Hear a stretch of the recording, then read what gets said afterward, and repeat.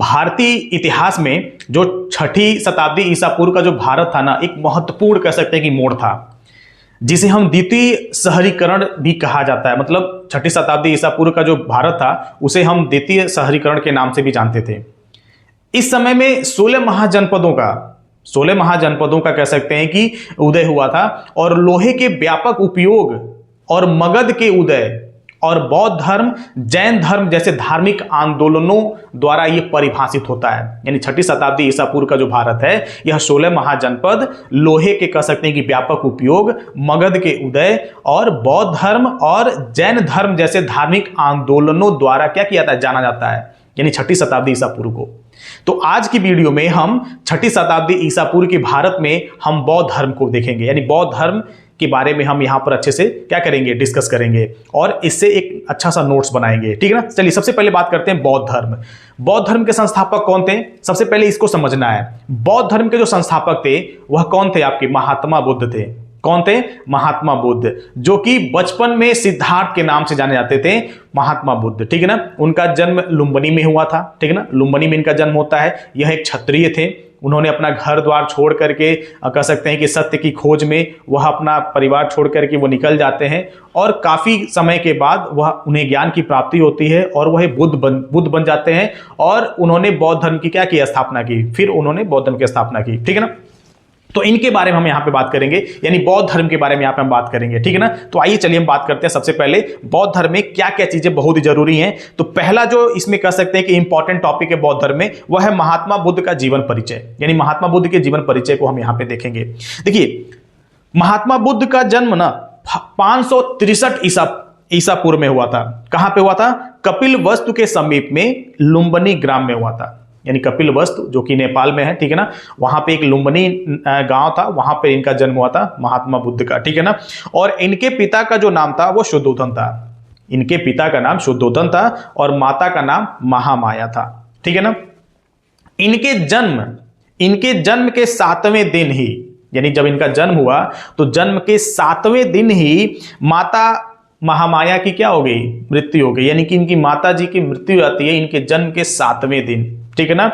और अतः इनका पालन पोषण इनकी मौसी प्रजापति गौतमी ने किया था। यानी इनका जो पालन पोषण जो हुआ था इनकी मौसी गौतमी ने की थी, क्योंकि इनके जन्म होने के 7वें दिन ही इनकी माता जी की क्या होती है, मृत्यु हो जाती है, जिसकी वजह से इनकी मौसी के द्वारा इनका पालन पोषण किया जाता है। 16 वर्ष की आयु में इनका विवाह यशोधरा नामक राजकुमारी से हुआ। इनका विवाह भी होता है 16 साल की उम्र में, यानी 16 साल के जब ये थे तो इनका विवाह यशोधरा नामक राजकुमारी से कर दी जाता है। और 28 वर्ष की आयु में इनका एक पुत्र होता है जिसका नाम क्या था, राहुल। इनके पुत्र का नाम राहुल था, ठीक है ना। 29 वर्ष की आयु में उन्होंने सत्य की खोज में क्या किया था, उन्होंने अपने घर अपने राज्य को क्या किया, उन्होंने त्याग दिया। कितने एज में, 29 के एज में, ठीक है ना।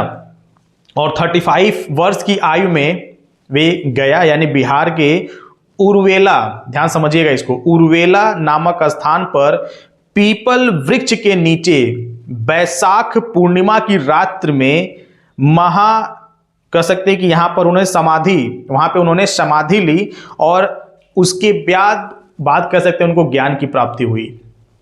महात्मा बुद्ध ने अपने प्रथम उपदेश यानी प्रवचन उन्होंने कहा दिया था, पहला उपदेश जब ज्ञान की प्राप्ति उनको हुई तो ज्ञान की प्राप्ति के बाद उन्होंने अपना पहला उपदेश कहां दिया था, तो उन्होंने अपना पहला उपदेश उन्होंने सारनाथ में दिया था, ठीक है ना, उत्तर प्रदेश में जो कि सारनाथ है आपका। और 483 ईसा पूर्व में 80 वर्ष की आयु में इनकी क्या होती है, मृत्यु होती है। कहां पर, कुशीनगर में। कहां होती है, कुशीनगर में इनकी मृत्यु होती है, ठीक है ना। तो जन्म होता है इनका लुम्बिनी में और इनकी मृत्यु होता है कहां पे, कुशीनगर में, ठीक है ना। तो ये इनके जीवन परिचय के बारे में था, शॉर्ट में था, नोट्स वाइज था, जिसको आप अच्छे से नोट्स बना के लिख सकते हैं। बाकी उनके लाइफ के बारे में बहुत सारी कहानियां हैं, आप उसको सर्च करके देख सकते हैं, ठीक है ना। कभी मौका मिलेगा तो मैं अलग से इनकी कहानी का एक पूरा वीडियो बना दूंगा आपको, ठीक है ना। आइए बात करते हैं यहाँ पे महात्मा बुद्ध के 4 आर्य सत्यों की बात करते हैं। कौन कौन से 4 आर्य सत्य थे, वैसे तो सिंपल भाषा में अगर कहा जाए उनके 4 आर्य सत्य जिसको बोलते हैं 4 आपके नोबल ट्रुथ की बात करते हैं, तो 4 नोबल ट्रुथ में उन्होंने पहला दिया है कि दुख है। पहला उन्होंने बताया कि दुख है, और दूसरा उन्होंने बताया था कि दुख का कारण भी है, और तीसरा उन्होंने बताया था कि दुख का निवारण है, और चौथा उन्होंने बताया था कि दुख के निवारण के लिए अष्टांगिक मार्ग हैं, यानी 8 मार्ग उनके थे। उनका कहना था कि अगर इस 8 मार्ग पे आप चलते हैं तो आपको जीवन में कभी दुख नहीं होगा, ठीक है ना। तो इनके पहले हम जो 4 आर्य सत्य हैं इनको हम एक एक करके देखते हैं। देखिए, पहला महात्मा बुद्ध का जो आर्य सत्य जिसको मैंने बताया कि दुख है, जिसमें महात्मा बुद्ध के अनुसार जीवन में दुख ही दुख है। उनका मानना था कि जीवन, यह जो जीवन है ना, इस जीवन में कोई भी व्यक्ति ऐसा नहीं है जिसके जीवन में दुख ना हो। आप वीडियो देख रहे हैं मेरा, ठीक है ना, आप कमेंट करके बताएं कि क्या आप सच में आप खुश हैं। किसी न किसी वजह से आप दुख होंगे हमें भी किसी न किसी चीज को लेकर के दुख है, आपको भी किसी न किसी चीज को लेकर के दुख है। तो उनका मानना था कि इस पूरे धरती पर कोई भी ऐसा व्यक्ति नहीं है जो अपने जीवन में क्या है, सुखी है, मतलब किसी न किसी वजह से वो दुखी जरूर है, ठीक है ना। यानी अतः क्षणिक सुखों को सुख मानना क्या है, अदूरदर्शिता है। इनका मानना था कि जो क्षणिक जो सुख है ना हमारे पास, उसको हम सुख नहीं मान सकते, क्षणिक सुख को हम सुख नहीं मान सकते, ठीक है ना। दूसरा उनका जो था उसमें उन्होंने बताया कि महात्मा बुद्ध के अनुसार दुख का कारण क्या है, तृष्णा। क्या है, तृष्णा है, यानी हमारी जो अभिलाषाएं हैं, हमारी जो इच्छाएं हैं, यानी जो हम इच्छा कर लेते हैं, जैसे हमारे दोस्त के पास कोई चीज है, हमारे पड़ोसी के पास कोई चीज है, हमारे रिश्तेदारों के पास कोई चीज है, और वो चीज हमारे पास अगर नहीं है तो हमें क्या होती है, तृष्णा होती है। हमें उनसे देख करके हमारे अंदर होता है कि उनके पास ये, मेरे पास क्यों नहीं है, ठीक है ना। ये बताते हैं। उनका कहना, महात्मा बुद्ध का कहना था कि इंद्रियों को जो वस्तुएं प्रिय लगती हैं, यानी हमारी जो इंद्रियां हैं, ठीक है ना, 5 सेंस ऑर्गन्स होते हैं ना, 5 सेंस ऑर्गन्स होती है, यानी इंद्रियों की अगर हम बात करें तो कह रहे हैं, महात्मा बुद्ध कहते हैं कि हमारी इंद्रियों को जो चीज प्रिय लगती हैं, जो चीज अच्छी लगती हैं, उनको प्राप्त करने की इच्छा ही तो तृष्णा है, यानी किसी चीज को पाने की अभिलाषा, ठीक है ना, यही तो तृष्णा है, वो कहते हैं। और तृष्णा का कारण अज्ञान है। तृष्णा का जो कारण है वह अज्ञान है, यानी अज्ञानता की वजह से ही हमारे अंदर क्या आती है, तृष्णा आती है, और इसी की वजह से हम क्या होते हैं, दुखी होते हैं।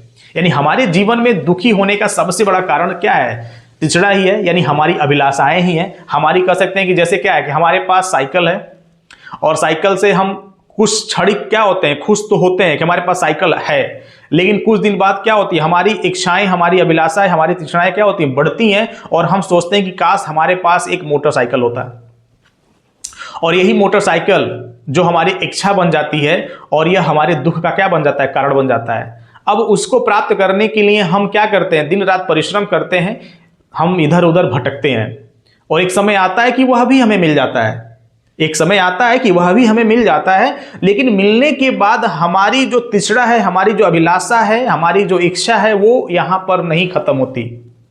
उसके बाद हमारी इच्छा फिर क्या होती है, दूसरी, यानी बदल जाती है।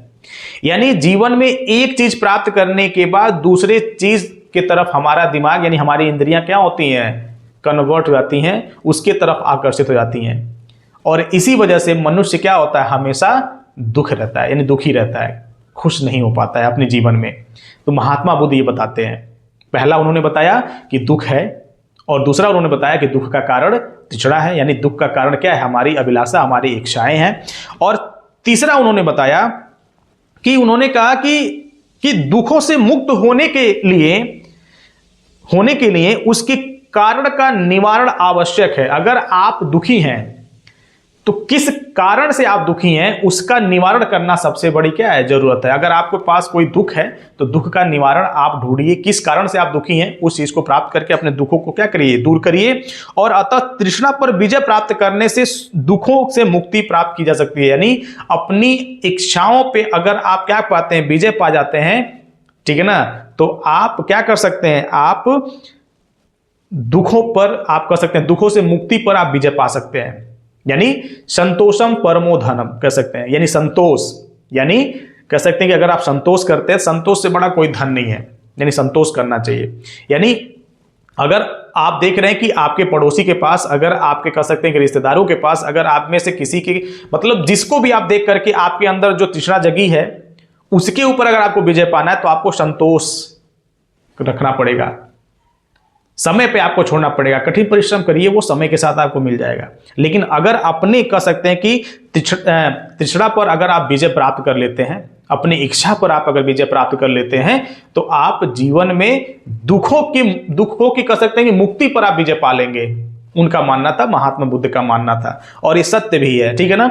और चौथा उनका जो आर्य सत्य है, उसमें उन्होंने कहा कि दुखों से मुक्त होने के लिए क्या करना होगा, आपको निर्वाण प्राप्त करने के लिए आपको ऐसे मार्ग पे चलना होगा जिससे आपको दुखों की मतलब कह सकते हैं कि मुक्ति हो सकती है। वह मार्ग उन्होंने बताया अष्टांगिक मार्ग। क्या बताया उन्होंने? अष्टांगिक मार्ग उन्होंने बताया, यानी महात्मा बुद्ध के द्वारा 8 ऐसे मार्ग बताए गए जिस मार्ग पे अगर आप चलते हैं तो आप जीवन में कभी भी दुखी नहीं होंगे, ठीक है ना। चलिए आगे हम बात करेंगे यहाँ पे महात्मा बुद्ध के त्रिपिटक के बारे में बात करेंगे। त्रिपिटक क्या है महात्मा बुद्ध के? तो महात्मा बुद्ध ने त्रिपिटक यहाँ पर दिए हैं। क्या है त्रिपिटक में? तो पहला जो त्रिपिटक में पहला जो है वो है आपका विनय पिटक। क्या है? विनय पिटक। क्या है विनय पिटक में? ध्यान से समझिएगा। इसमें संघ संबंधी नियमों, दैनिक आचार विचार व विधि निषेधों का संग्रह है। यानी जो विनय पिटक है उसमें उन्होंने अपने संघ संबंधी, यानी जो उनका जो संघ है, जो उनका कह सकते हैं कि जो संघ में जो लोग रहते हैं, तो उसके जो नियम है, इसके जो रूल्स हैं, यानी संघ के रूल्स उसमें बताए गए विनय पिटक में। कैसे संघ में रहना है, संघ के दैनिक आचार विचार, मतलब कैसे दिन प्रतिदिन के जो कार्य है कैसे करने हैं, वो सारी चीजें उसमें लिखी हुई हैं। और वहीं पर जो दूसरा उनका जो पिटक है वह है आपका है सुत्त पिटक। तो सुप्त पिटक में महात्मा कह रहा है कि इसमें बौद्ध धर्म के सिद्धांतों और उपदेशों के संग्रह है, यानी बौद्ध धर्म से रिलेटेड जितने भी कह सकते हैं कि उपदेश दिए गए हैं, जितने भी सिद्धांत हैं, ठीक है ना, जितने भी प्रिंसिपल्स उसके हैं, वह सारी चीजें उसके अंदर दिए हुए हैं, लिखे गए। कैसे मतलब बौद्ध धर्म में कैसे आपको रहना है, कैसे क्या करना है, अगर आप बौद्ध धर्म को मानते हैं तो कैसे क्या करना है। तीसरा जो उनका त्रिपिटक में है वह आपका है अभिधम्म पिटक। अभिधम्म पिटक क्या है? जिसको धम्म भी कहते हैं। अशोक ने भी धम्म नीति दी थी, ठीक है ना। आप अगर अशोक के बारे में जब पढ़ाया जाएगा तो उसमें बताया जाएगा कि जब अशोक महात्मा बुद्ध के शरण में जब जाते हैं तो वो भी मतलब एक धम्म मतलब कह सकते हैं कि नीति उन्होंने वो दी थी। तो यहाँ पर अधिधम्म है, अधिधम्म पिटक है, जो कि आपके तीसरा त्रिपिटक में है महात्मा बुद्ध में। तो यह पिटक प्रश्नोत्तर क्रम में है और कह रहा है कि और इसमें दार्शनिक सिद्धांतों का संग्रह है, यानी दार्शनिक सिद्धांतों का संग्रह कहाँ मिलता है, यह क्वेश्चन है। दार्शनिक सिद्धांतों का संग्रह कहाँ मिलता है? तो यह त्रिपिटक का जो तीसरा कह सकते हैं कि पिटक है, अभिधम्म पिटक में आपको मिलता है। यानी अभिधम्म पिटक में आपको दार्शनिक सिद्धांतों का संग्रह देखने को मिलता है, और सिद्धांतों और उपदेशों का संग्रह आपको सुत्त पिटक में देखने को मिलता है, और आचार विचार विषेध निषेधों का संग्रह आपको विनय पिटक में देखने को मिलता है। तो ये अलग अलग क्वेश्चंस आपके हैं, यहां से आपको बनेंगे, ठीक है ना, इसको आप नोट कर लेंगे। वहीं पर हम बात करेंगे महात्मा बुद्ध के अन्य उपदेशों के साथ, यानी महात्मा बुद्ध के अन्य उपदेश कौन कौन से थे, उसको अगर आप ध्यान से देखेंगे तो पहला जो उसमें है, कह रहा है कि महात्मा बुद्ध ने अपने उपदेशों में कर्म के सिद्धांत पर बहुत बल दिया है। कर्म यानी वर्क, कार्य, यानी उनका मानना था कि वर्तमान का निर्णय भूतकाल के कार्य करते हैं, यानी वर्तमान का जो निर्णय है ना वो भूतकाल के कार्य करते हैं। उनका मानना था कि हमें क्या करना चाहिए, हमें अपने कर्मों पर विशेष ध्यान देना चाहिए, हमें अच्छे कर्म करना चाहिए, ठीक है ना, हमें ज्यादा से ज्यादा अच्छे कर्मों पर फोकस करना चाहिए। महात्मा बुद्ध के उपदेश में सबसे पहले नंबर पे आपका कर्म की बात ही वो करते हैं, कर्म के उपदेश पर वो बल देते हैं, ठीक है ना। वहीं पर अगर हम बात करें दूसरा, तो महात्मा बुद्ध ने प्रत्येक व्यक्ति को अपने भाग्य का निर्माता माना है। अब सोच लीजिएगा, हर व्यक्ति अपने भाग्य का निर्माता है। हम आप चाहे कोई भी जो भी व्यक्ति हैं वो अपने भाग्य का खुद निर्माण करते हैं। कहते हैं ना, एक सिंपल सा एक कहावत है कि गरीबी में जन्म लेना, यानी गरीब परिवार में जन्म लेना, यह कोई बहुत बड़ा पाप नहीं होता, लेकिन अगर आप पूरी जीवन गरीबी में ही बिता देते हैं तो सबसे बड़े पापी आप ही होंगे, ठीक है ना। तो यहां पर उन्होंने कहा है महात्मा बुद्ध ने कि जो व्यक्ति है ना वो अपने भाग्य का निर्माता होता है, ठीक है ना। तो वो अपना भाग्य खुद बनाता है, और अपना भाग्य वो कैसे बनाएगा? अपने कर्मों के आधार पर। अगर अच्छे कर्म करेगा तो वह अपने भाग्य को बेहतर बनाएगा। उनका मानना था कि अपने पूर्व कर्मों का फल भोगने के लिए मानव को बार बार जन्म लेना पड़ता है। महात्मा बुद्ध कहते हैं कि व्यक्ति अपने कर्मों को भोगने के लिए, अपने पूर्व के कर्मों को भोगने के लिए वह बार बार जन्म लेता है। हम जैसा कर्म करेंगे ना, उसको भोगने के लिए हमें बार बार जन्म लेना पड़ेगा। अगर अच्छे कर्म करेंगे तो अच्छे कर्मों को भोगने के लिए हमें जन्म मिलेगा, और अगर हम बुरे कर्म करेंगे ना, तो बुरे कर्मों को भोगने के लिए भी हमें जन्म मिलेगा। यानी जैसा कर्म करेंगे वैसा हमें फल मिलेगा। यह सिंपल सी यहाँ पे उन्होंने कह सकते हैं कि बात उन्होंने कही है। यानी आज हम जैसे भी हैं, आज हमारे साथ जो भी घटनाएं घट रही हैं, हमारे साथ जो भी परिणाम मिल रहा है, कहीं ना कहीं वह पूर्व के कह सकते हैं कि कर्मों का ही फल है, जिसे आज हम क्या कर रहे हैं, वर्तमान में भोग रहे हैं। यह महात्मा बुद्ध के कह सकते हैं कि उपदेशों के अनुसार माना जा रहा है। महात्मा बुद्ध ने बताया कि निर्वाण की प्राप्ति, निर्वाण मतलब होता है मोक्ष, यानी जीवन का अंतिम लक्ष्य मोक्ष होना चाहिए। तो महात्मा बुद्ध ने बताया कि निर्वाण की प्राप्ति प्रत्येक मनुष्य के जीवन का अंतिम लक्ष्य है, और कह रहा है कि इसका तात्पर्य है कि व्यक्ति को इच्छा भोग विलास का परित्याग कर देना चाहिए। यानी उनका कहना है कि व्यक्ति को अपनी इच्छा भोग विलास का परित्याग कर देना चाहिए। महात्मा बुद्ध ने ईश्वर के अस्तित्व को न स्वीकार किया और न ही क्या किया, उनको नकारा है। यानी महात्मा बुद्ध जो थे वह ईश्वर है या नहीं है इसके बारे में उन्होंने कुछ भी नहीं कहा, ना ही उसको स्वीकार किया उन्होंने और ना ही उसको उन्होंने नकारा। मतलब उन्होंने ईश्वर के बारे में उन्होंने बात ही नहीं की, ठीक है ना। सिंपल भाषा में अगर कहा जाए तो उन्होंने ईश्वर के अस्तित्व पर किसी तरह का कोई सवाल नहीं उठाया उन्होंने, महात्मा बुद्ध ने, ठीक है ना। महात्मा बुद्ध ने वेदों की प्रामाणिकता को स्पष्ट रूप से नकारा है, ठीक है ना। महात्मा बुद्ध ने जो वेदों की जो प्रामाणिकता है उसको उन्होंने नकारा है। ईश्वर की अस्तित्व को उन्होंने नहीं कुछ बोला है, लेकिन वेदों की जो प्रामाणिकता है ना उसको स्पष्ट रूप से क्या किया, उन्होंने नकार दिया है कि ऐसा नहीं कुछ है, ठीक है ना। उसको कोई प्रमाण वो नहीं मानते, वेदों को कोई प्रमाण वो नहीं मानते हैं, ठीक है ना। जीवन के आधार का कोई प्रमाण वो नहीं मानते हैं, किसको, वेदों को।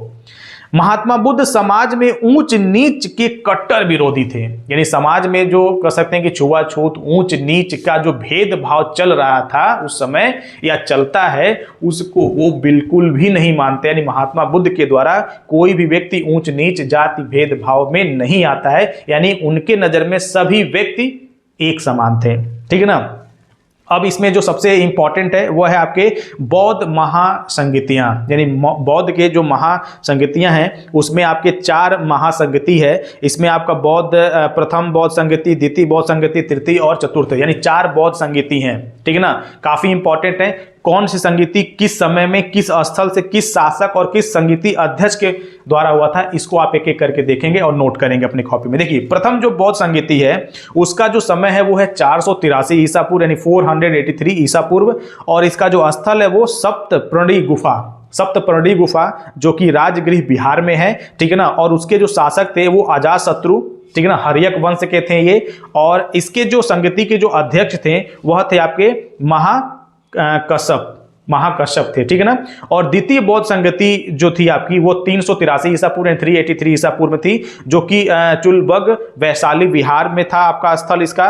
और इसके जो शासक थे वो थे कालाशोक जो कि शिशुनाग वंश के मतलब ये शासक थे।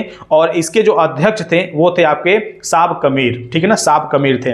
और तृतीय बौद्ध संगीति जो है उसका जो समय था वो 250 यानी 250 ईसा पूर्व की थी, जो कि पाटलिपुत्र मगध की राजधानी जो थी वो स्थल पे थी। और इसके जो शासक थे वो थे अशोक, ठीक है ना, जो मौर्य वंश के कह सकते हैं कि शासक थे।